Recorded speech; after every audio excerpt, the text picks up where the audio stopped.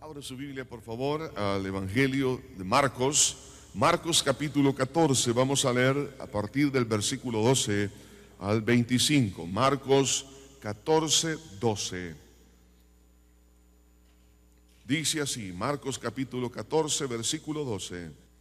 El primer día de la fiesta de los panes sin levadura, cuando sacrificaban el cordero de la Pascua, sus discípulos le dijeron: ¿dónde quieres que vayamos a preparar para que comamos la Pascua? Y envió dos de sus discípulos y les dijo: id a la ciudad y os saldrá al encuentro un hombre que lleva un cántaro de agua, seguidle. Y donde entrar, decid al señor de la casa: el maestro dice, ¿dónde está el aposento donde hemos de comer la Pascua con mis discípulos? Y él os mostrará un gran aposento alto ya dispuesto, preparad para nosotros allí. Fueron sus discípulos y entraron en la ciudad y hallaron como les había dicho y prepararon la Pascua. Cuando llegó la noche, vino él con los 12. Y cuando se sentaron a la mesa mientras comía, dijo Jesús: de cierto os digo que uno de vosotros que come conmigo me va a entregar. Entonces ellos comenzaron a entristecerse y a decirle uno por uno: ¿seré yo? Y el otro: ¿seré yo? Él respondiendo les dijo: es uno de los 12 el que moja conmigo en el plato. A la verdad el Hijo del Hombre va según está escrito de él, mas ay de aquel hombre por quien el Hijo del Hombre es entregado. Bueno le fuera a ese hombre no haber nacido. Y mientras comían, Jesús tomó pan y bendijo y lo partió y les dio, diciendo: tomad, esto es mi cuerpo. Y tomando la copa y habiendo dado gracia, les dio, y bebieron de ella todos. Y les dijo: esto es mi sangre del nuevo pacto, que por muchos es derramada. De cierto os digo que no beberé más del fruto de la vid hasta aquel día en que lo beba de nuevo en el reino de Dios. Señor, gracias te damos por tu palabra. Te pido una vez más que tu santo nombre sea santificado. Señor, háblanos a lo más profundo de nuestro ser. Y desde ya te agradecemos, Señor, lo que tú has de hacer en la vida de cada uno de nosotros. En el nombre de Jesús lo pedimos. Amén y amén. La fiesta de la Pascua es un día de acercamiento o pacto. Eso es lo que realmente significa. Un acercamiento de Dios hacia su pueblo y del pueblo hacia Dios a través de un pacto. Sin embargo, en el momento en que Jesús estaba celebrando este acercamiento, ocurren dos actitudes. Una por parte de Judas, de traición, pero por parte de los demás discípulos, de compromiso. Ahora bien, esto es básicamente lo que a lo largo de la vida se está dando. Cuando una persona tiene la oportunidad de conocer acerca de lo que dice la palabra de Dios, acerca del Evangelio de nuestro Señor Jesucristo, unos creen y otros no creen. El mismo cuadro que encontramos cuando el Señor Jesucristo estaba muriendo en la cruz del Calvario, crucificado a la par de dos ladrones. Vemos que un ladrón que uno no creía y el otro sí creía. Uno de ellos le vituperaba y el otro le dijo al Señor: acuérdate de mí cuando vengas en tu reino. Y cuando este hombre hace ese acto de confesión, Jesús le dijo: de cierto os digo, hoy estarás conmigo en el paraíso. Hay personas que rechazan y hay personas que aceptan el mensaje del Señor. Hay personas que rechazan la amnistía de Dios en Cristo Jesús y otros que la aceptan. El que rechaza es porque no cree y el que la acepta es porque sí cree en esa oportunidad. Entonces vemos acá en el grupo de los 12, en ese grupo íntimo, se da aquí un fenómeno, hermanos, tan difícil, tan duro como es la traición. Pero también vemos por el otro lado el compromiso del resto de los discípulos. Es por eso que quiero hablar en esta hora bajo el tema traición o pacto, dos caminos a seguir. Para usted y para mí se nos presenta también la misma oportunidad. Para el que cree, acepta, y para el que no cree, rechaza. Hay personas que dicen: el Evangelio no es para mí. Yo soy una persona que tengo control de mí mismo. El Evangelio es para los débiles. Sin embargo, quiero decirle que todos somos débiles, porque todos nacimos en pecado. La Biblia dice que la paga del pecado es muerte. No hay ni siquiera un justo, dice la Biblia. Todos, por cuanto hemos pecado, estamos destituidos de la gloria de Dios. El problema es que unos reconocen su necesidad y otros no la reconocen. Y los que no la reconocen es porque hay soberbia en su alma. Y por eso rechazan y vituperan y traicionan el amor de Dios. Veamos entonces, en primer lugar, la traición. En el caso de Judas, su nombre, Judas Iscariote. ¿Por qué Iscariote? Porque era de la ciudad de Iscariot. Sin embargo, hay algo interesante que puede, hermanos, ayudarnos a entender la actitud de desprecio y de traición de Judas. Era el único, fíjense bien, era el único apóstol de la parte sur del territorio de Israel. Era de la parte entonces más religiosa. La parte norte, como es Galilea, de hecho, los del sur menospreciaban a los del norte porque eran muy liberales. Eran para ellos muy pecadores. Y los del sur se consideraban personas muy pulcras. Entonces ahí estaba la meca de todo el fariseísmo. Era donde estaba concentrado toda la hipocresía religiosa. Y dentro de ese ambiente, ahí surge entonces Judas Iscariote. Los antecedentes que vemos en la vida de él a lo largo de los evangelios, que el Señor dice en Lucas capítulo 6, nos habla que Jesús escogió a sus discípulos. Es decir, que para la oportunidad que tuvo este hombre de ser escogido por Dios, esta persona tuvo un privilegio. El problema es que no lo apreció, fue escogido, fue tomado en cuenta. Sin embargo, lo rechazó. Además de eso, dice la palabra de Dios que era el tesorero. Entonces, en otras palabras, era una persona de confianza, pero él traicionó esa confianza. Se le dio esta gran oportunidad, como también, hermano, y sobre todo, que cuando el Señor Jesucristo, allá en Marcos capítulo 6, en el versículo 7, vemos ahora cómo el Señor envió a los 12 apóstoles a predicar. Y en esta comisión iba Judas. O sea que Judas, podemos decir, que fue uno de los grandes predicadores de aquel entonces. Dice la palabra de Dios en Marcos capítulo 6, versículo 7. Después llamó a los 12 y comenzó a enviarlos de dos en dos. Y les dio autoridad sobre los espíritus inmundos. Y les mandó que no llevasen nada para el camino, sino solamente bordón, ni alforja, ni pan, ni dinero en el cinto, sino que calzasen sandalias y no vistiesen dos túnicas. Vemos ahora cómo el Señor no solamente los llamó, sino que los comisionó. Y en esa comisión de predicar le dio autoridad. Entonces vemos que a Judas, hermano, en el nombre del Señor Jesucristo, oró por los enfermos y los enfermos fueron sanos. Este hombre también, hermano, por el nombre de Cristo, echó fuera demonios y los demonios salieron. Predicó la palabra. Las ciudades donde ellos fueron sacudidas por el poder de Dios. De tal manera que cuando los 12 regresaban, venían felices los 12. Entre ellos venía Judas cantando feliz. Porque dice que los demonios se sujetaban. Y Jesús les dijo, yo veía a Satanás caer del cielo como un rayo. Entonces, por eso el Señor les dijo, no os regocijéis tanto porque los demonios se sujetan a vosotros, sino regocijaos porque vuestros nombres están escritos en el libro de la vida.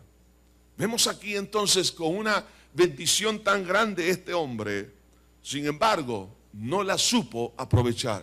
Eso es lo que pasa hoy en día también.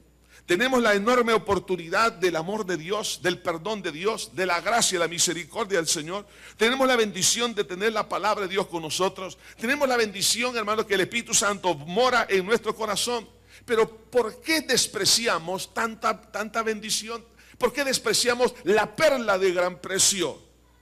Esto, hermanos, merece un breve estudio para ver cuáles serán los problemas espirituales de Judas.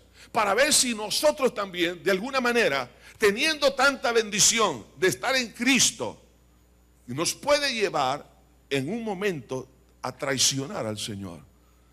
Entre algunos de los problemas que podemos leer en la Biblia de la vida de Judas, uno de ellos era la envidia.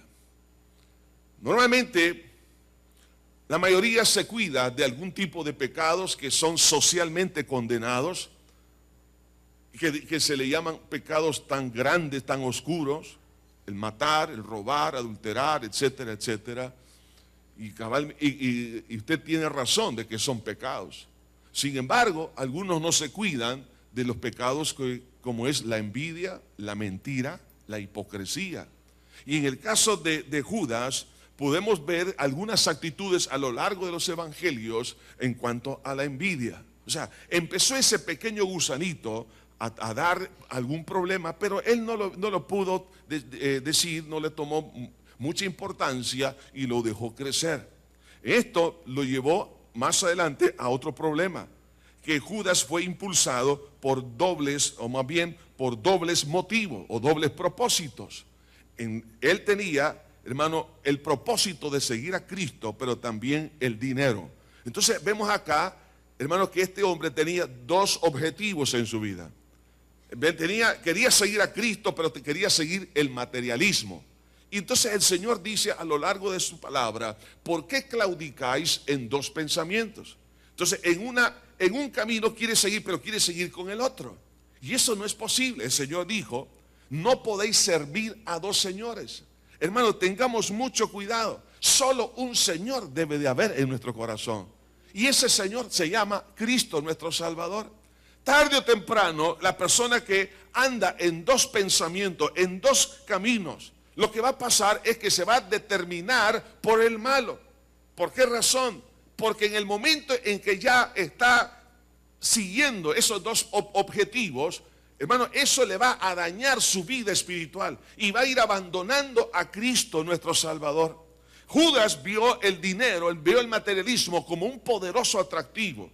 Y esto es lo que ha hecho que muchas personas abandonen los caminos del Señor. Se han entregado a la droga, a comerciar con la droga, han llevado a la estafa, al robo, al asalto, al crimen, por amor al dinero. Por el amor al dinero se han dañado a tantas personas. Aún la misma profesión la han ocupado para robarle a esa persona, no con un arma, pero sí a través del engaño y la mentira, la estafa. Entonces, cuando una persona dice: sí, yo quiero seguir a Cristo, pero también está siguiendo a otro objetivo, tarde o temprano va a claudicar. Y vemos que esto se agrava con la hipocresía de Judas. En el capítulo 12 del Evangelio de Juan, en el versículo 5, vemos ahí el caso de una mujer que estaba derramando el perfume a los pies de nuestro Señor. Y dice en el capítulo 12, versículo 1, 6 días antes de la Pascua, fíjese bien, fueron 6 días antes de la última cena, de la cual hemos leído. 6 días antes de eso, dice: vino Jesús a Betania, donde estaba Lázaro, el que había estado muerto y a quien había resucitado los muertos. Y le hicieron allí una cena. Marta servía y Lázaro era uno de los que estaban sentados a la mesa con él. Entonces María tomó una libra de perfume de nardo puro, de mucho precio, y ungió los pies de Jesús y los enjugó con sus cabellos. Y la casa se llenó del olor del perfume. Y dijo uno de sus discípulos, Judas Iscariote, hijo de Simón, el que le había de entregar: ¿por qué no fue este perfume vendido por 300 denarios y dado a los pobres? Detengámonos aquí. Esta interrogante que él hace: ¿por qué no fue vendido este perfume en 300 denarios y dado a los pobres? Vemos que Judas realmente no amaba a Cristo.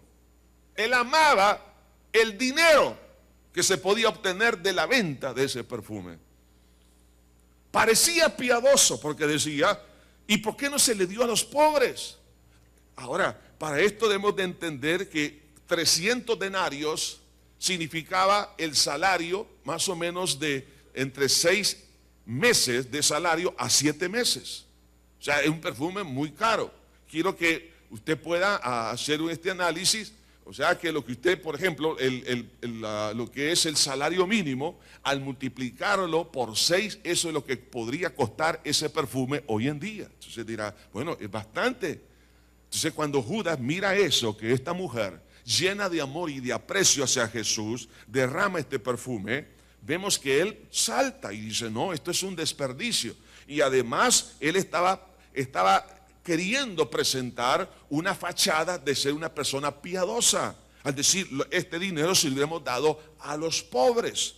Pero dice el versículo 6, pero dijo esto no porque se cuidara de los pobres, sino porque era ladrón y teniendo la bolsa sustraía de lo que se echaba en ella. O sea que él dijo, aquí se me fue el negocio. Aquí yo tuve la oportunidad de robar y se botó este perfume. Pero lo más triste de este caso es que Judas estaba viendo que el perfume tenía más valor que Jesús mismo.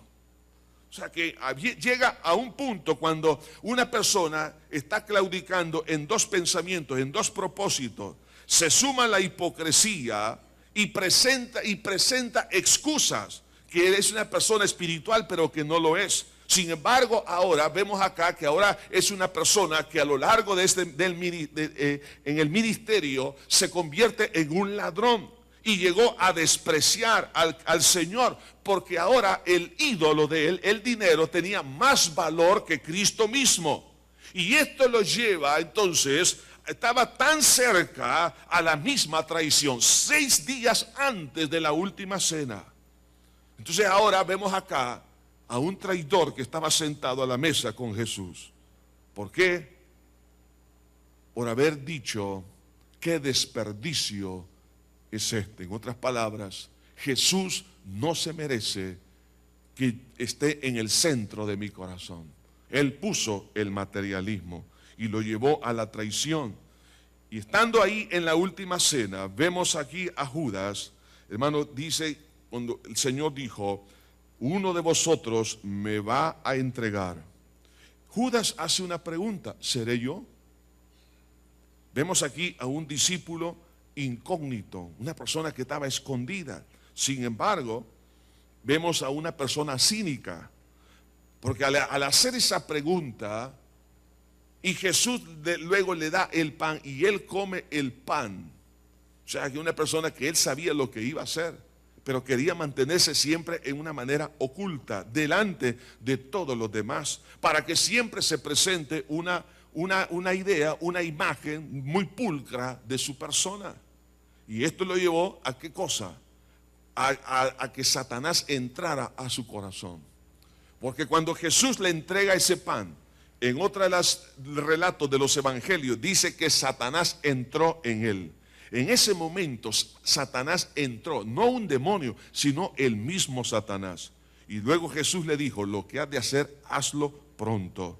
Y este hombre efectivamente lo fue a traicionar por 30 piezas de plata.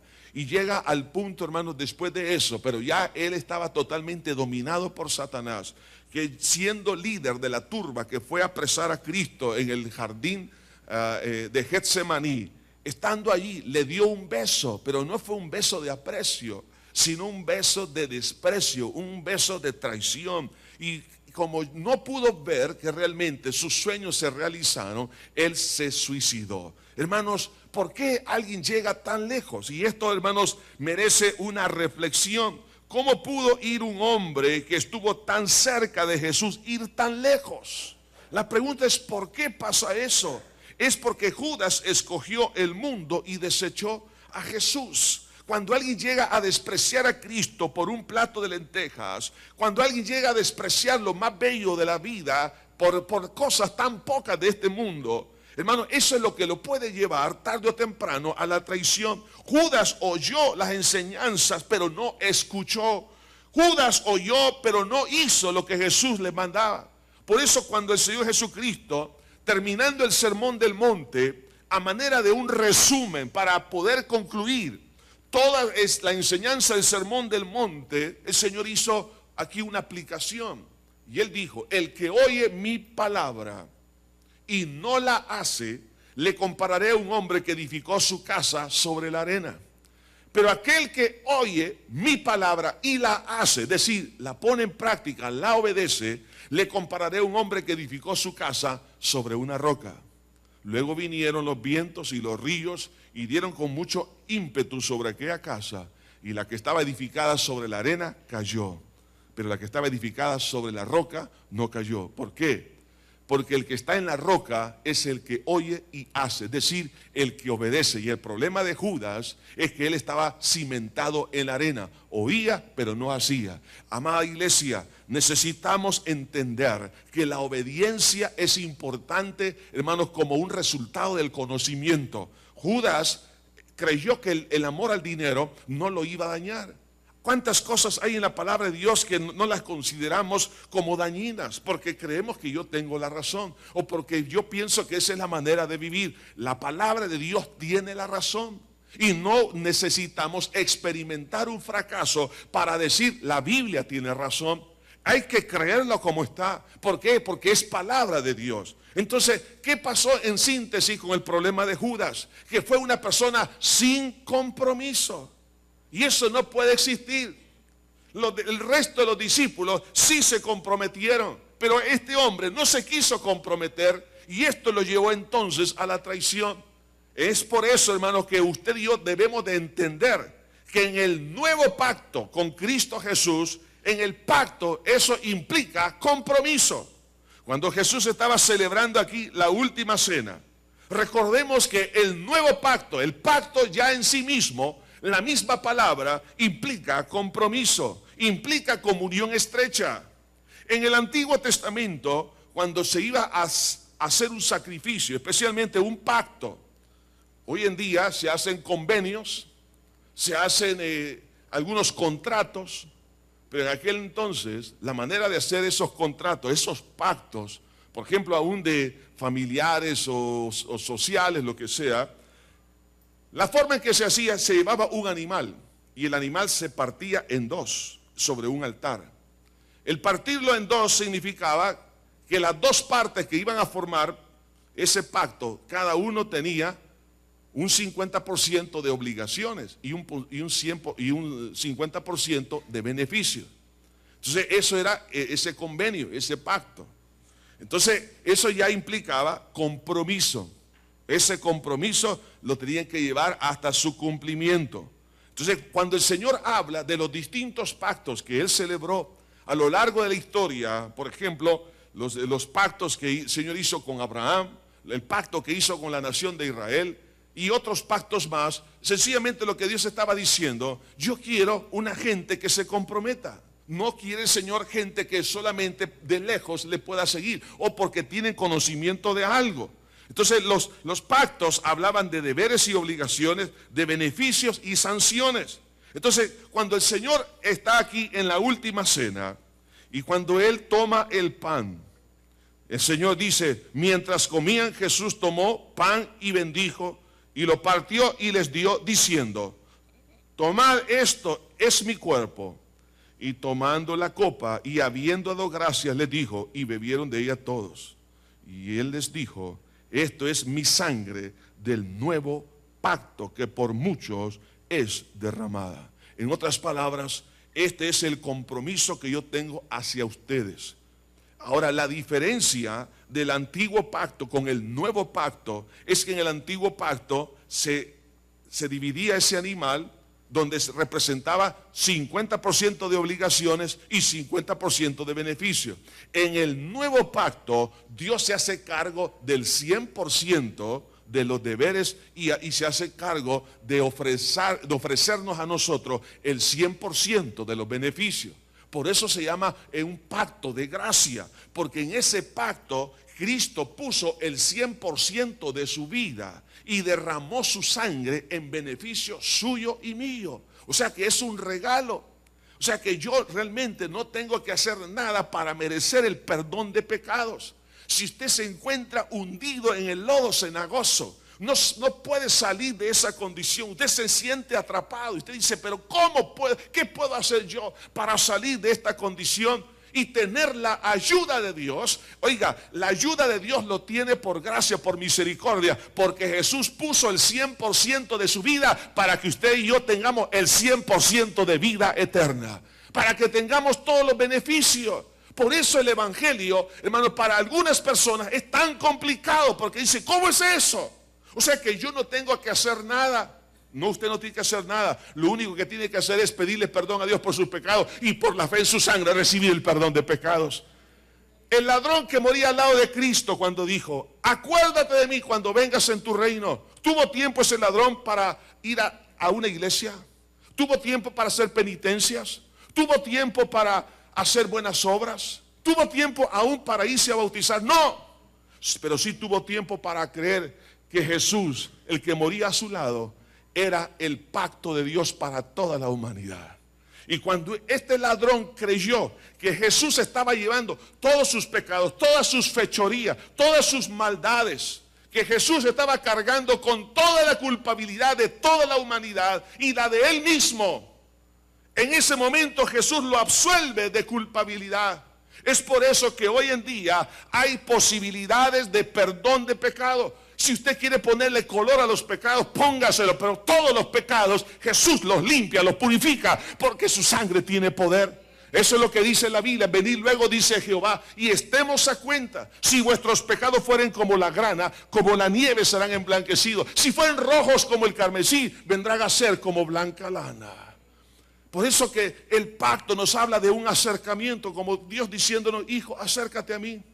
Yo sé que estás sucio. Yo sé que hay pecado en tu vida, pero yo te amo. Yo morí por ti para que tú tengas libertad. Hay posibilidad de perdón. No solamente de perdón en ese nuevo pacto, pero también hay posibilidad de, hermanos, que las maldiciones o las consecuencias de nuestras maldades sean cortadas. A lo largo de la Biblia encontramos, especialmente en el Antiguo Testamento, cómo las maldiciones iban siguiendo generación tras generación. Y esto se nota, por ejemplo, herencia de alcoholismo en una familia.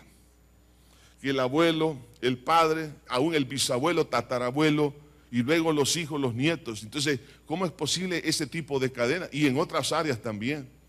Pero cuando una persona se acoge al nuevo pacto en Cristo, en ese momento las maldiciones son cortadas.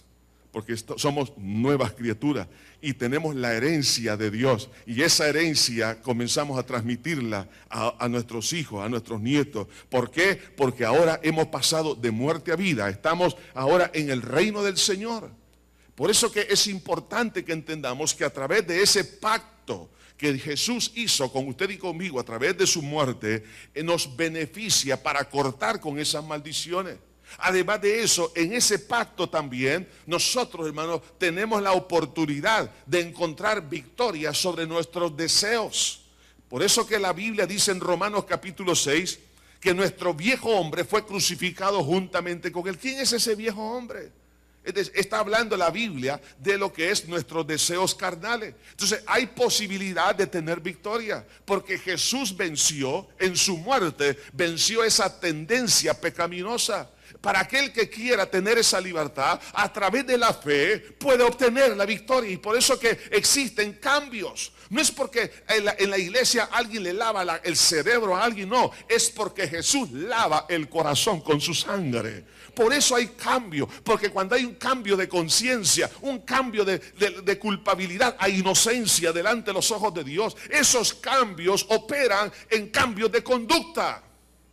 Pero también a través de ese nuevo pacto tenemos, hermanos, la bendición de que Satanás, los demonios, fueron vencidos por Jesús. En la cruz del Calvario, dice la Biblia, que el Señor despojó a los principados, a las potestades, triunfando sobre ellos en la cruz.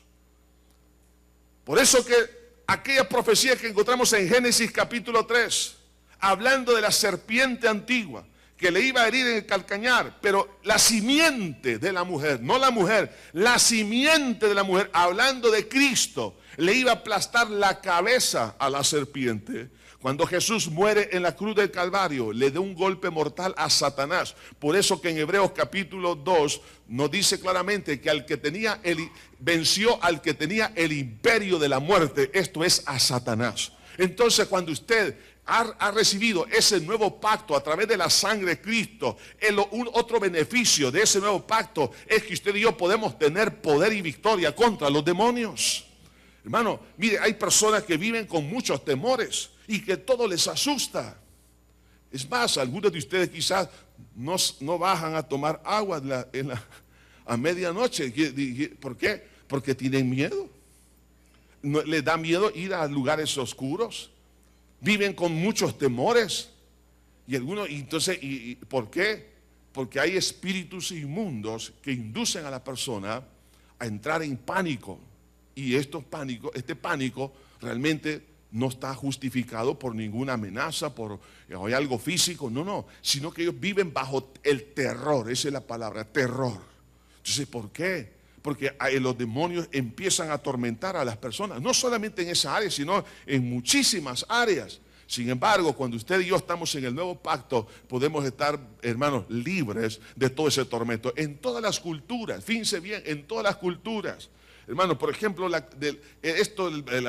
del mal ojo, ¿de dónde viene? Viene del mundo árabe. Luego que viene a través de los españoles, se transmite acá. Entonces le ponen al niño una pulserita para que no le hagan un mal de ojo. ¿De dónde viene todo eso? Porque ellos consideran, fíjense, las distintas culturas consideraban de los malos espíritus. Y para protegerlos de los malos espíritus, le ponen esas pulseritas. Hermano, no necesitamos pulseritas, lo que necesitamos es el nuevo pacto en Cristo, nuestro Salvador. Tener a Cristo, por eso que a una niña en una oportunidad le preguntaron, hija, ¿qué harías tú si Satanás viene a tocar la puerta de tu corazón? La niña respondió con mucha certeza, le diré al Señor Jesucristo que le abra la puerta.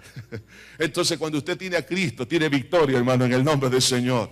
Por eso que cuando usted está en el Señor, usted sabe que puede caminar con seguridad. En el nuevo pacto, hermanos, tenemos vida eterna. Otro enorme, maravilloso beneficio. Cuando vemos aquí el caso de Lázaro. Lázaro, cuando él muere con Cristo en su corazón porque creyó que Jesús era el Mesías. Y por eso cuando Jesús llega a consolar a sus hermanas que estaban llorando porque Lázaro estaba muerto, Jesús le dijo, yo soy la resurrección y la vida. El que cree en mí, aunque esté muerto, vivirá. O sea, el Señor sabía, hermanos, que Lázaro estaba en una mejor condición que la que tenía estando en vida en esta tierra. Porque él estaba diciendo, el que cree en mí, aunque esté muerto, vivirá.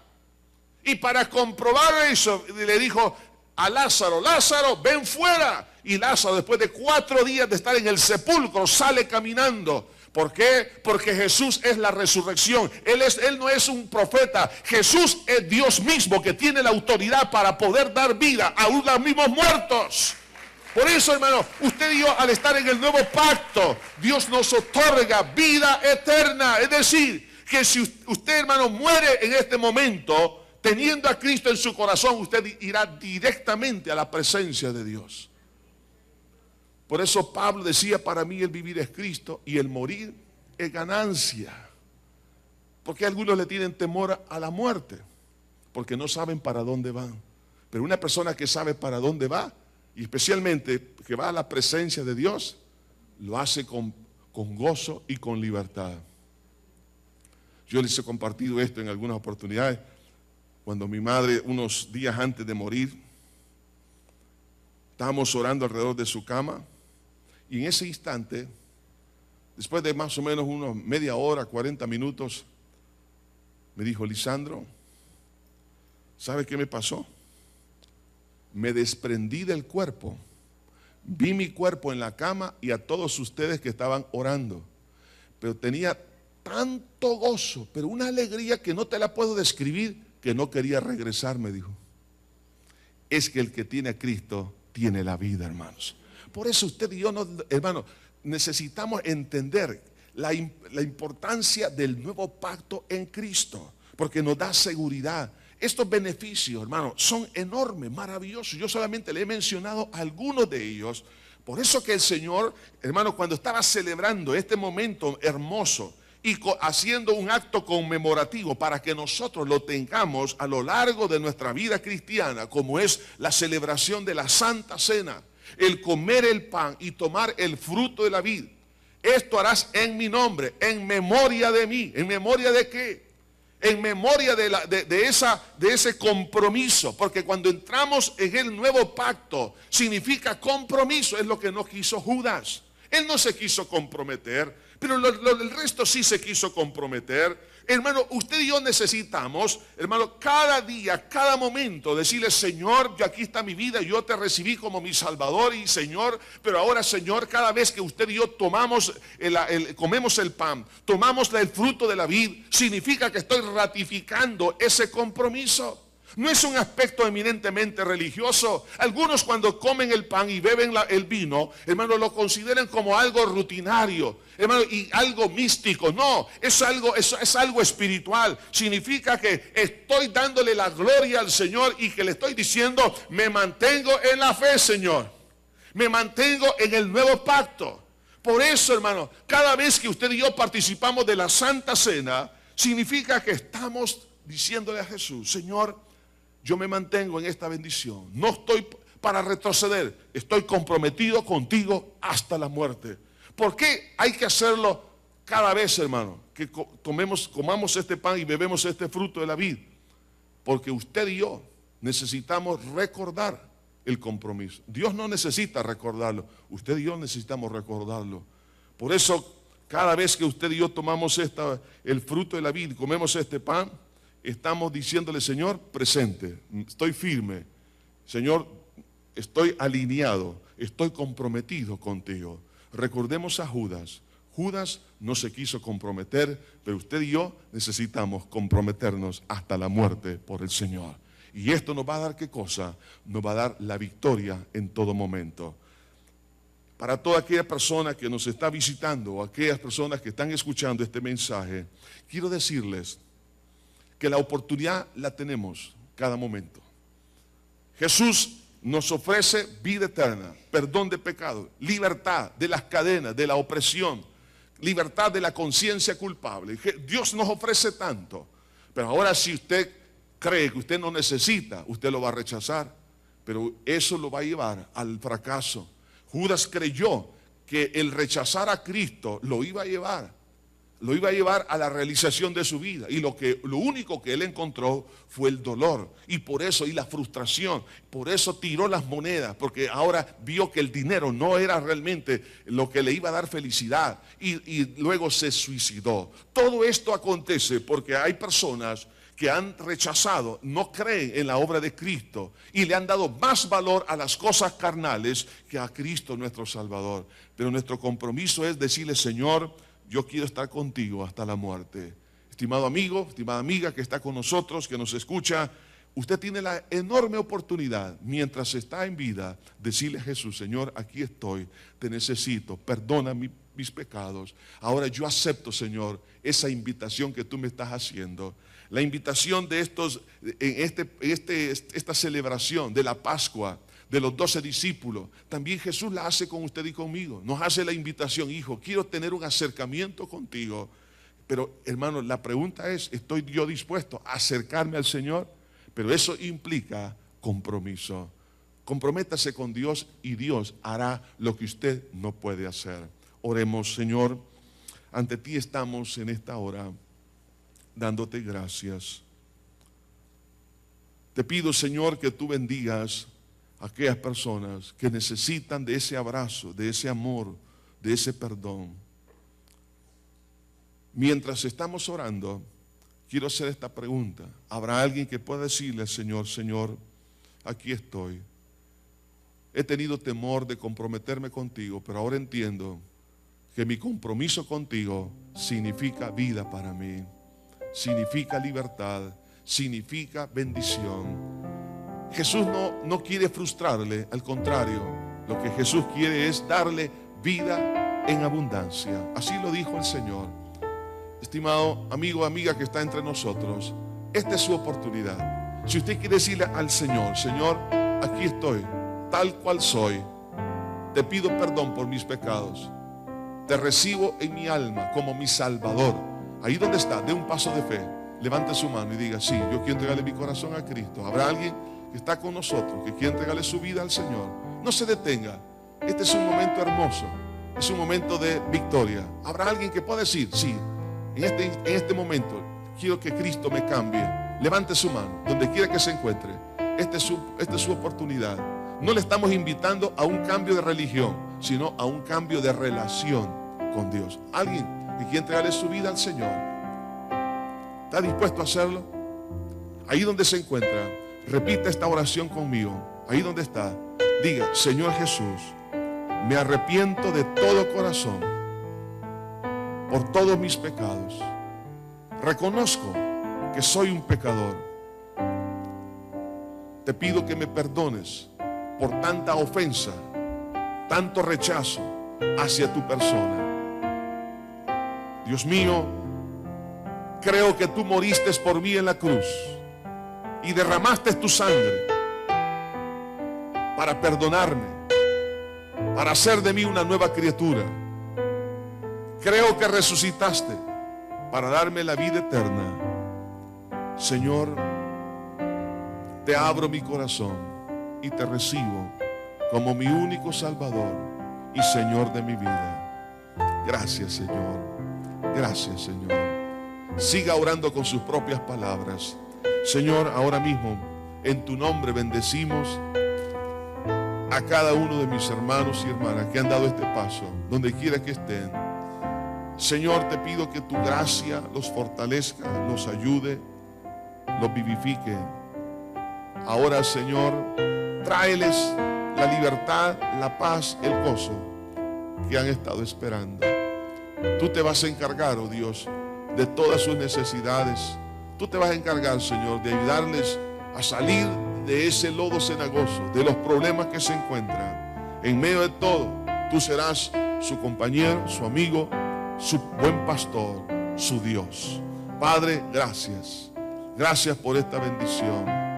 Gracias en Cristo Jesús. Vamos a participar de los elementos de la cena del Señor, y toda aquella persona